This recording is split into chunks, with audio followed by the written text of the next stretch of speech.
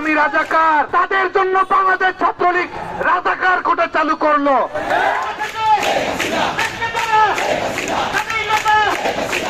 রাজাকার কোটার আওতাধীন তাদেরকে পাকিস্তানে পাঠিয়েই বাংলাদেশ ছাত্রলীগ তাদের দায়িত্ব পালন করবে।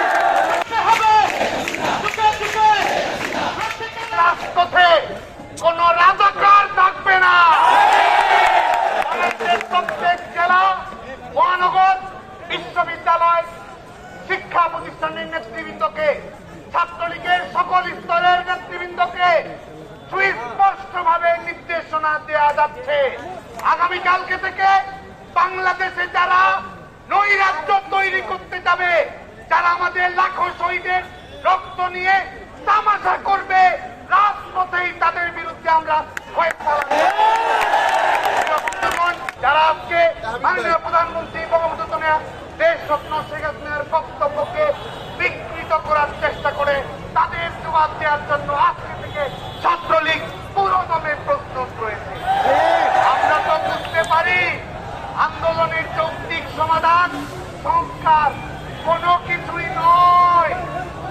এদের সমস্ত ক্রোধ এই রাজাকারের বিবির বাচ্চারা সব শিবিরদের লক্ষ্য হচ্ছে মুক্তিযুদ্ধকে ঘৃণা করা, এদের লক্ষ্য হচ্ছে আমাদের শহীদদের লাঞ্ছনা করা।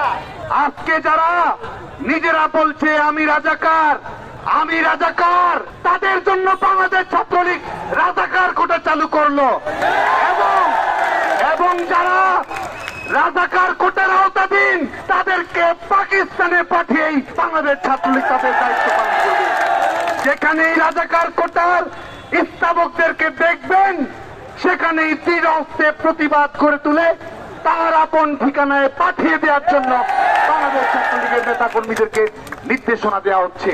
এবং একই সঙ্গে আমরা গণপ্রজাতন্ত্রী বাংলাদেশ সরকারের প্রতি আহ্বান জানাবো, যারা লাখো শহীদের রক্ত নিয়ে তামাশা করে, যারা গণহত্যার পক্ষে সাফাই গাওয়ার মতো কথা বলে, তাদের বিরুদ্ধে অনতিবিলম্বে জেনোসাইড ট্রাইব্যুনাল ল চালু করতে হবে। যারা বলে আমি রাজাকার, তারা রাষ্ট্রদ্রোহী অপরাধ করেছে। এই পতাকার সম্মান তারা মাটির সঙ্গে মিশিয়ে দিয়েছে। বাংলাদেশের ছাত্র সমাজের পক্ষ থেকে আমরা সুস্পষ্ট বলতে চাই, যারা রাজাকারদের পক্ষে দোষণ করে কোন ধরনের সরকারি বেসরকারিতে চাকরিতে যাওয়ার যোগ্যতা তাদের থাকতে পারে না। কেন্দ্রীয় ভাবে দুপুর 3টায় লাখো শহীদের রক্তকে অপমান করায়, মুক্তিযুদ্ধের চেতনাকে অপমান করায় বাংলাদেশ ছাত্রলীগ সন্ত্রাস বিরোধী রাজু ভাস্কর্যের পাদদেশে আগামীকাল দুপুর 3টায় এইখানে প্রতিবাদী অবস্থান গ্রহণ করবে। আগামীকালকের কর্মসূচিতে ঢাকার প্রত্যেকটি ইউনিট, ঢাকা বিশ্ববিদ্যালয়, ঢাকা মহানগর উত্তর, ঢাকা মহানগর দক্ষিণ, ঢাকার সকল শিক্ষা প্রতিষ্ঠানকে সমস্ত শিক্ষার্থীদেরকে সাথে নিয়ে উপস্থিত হওয়ার জন্য আহ্বান জানানো হলো। একই সঙ্গে বাংলাদেশের সকল জেলা, মহানগর, বিশ্ববিদ্যালয়ে দুপুর 3টায় একযোগে প্রতিবাদী অবস্থান কর্মসূচি পালিত হবে।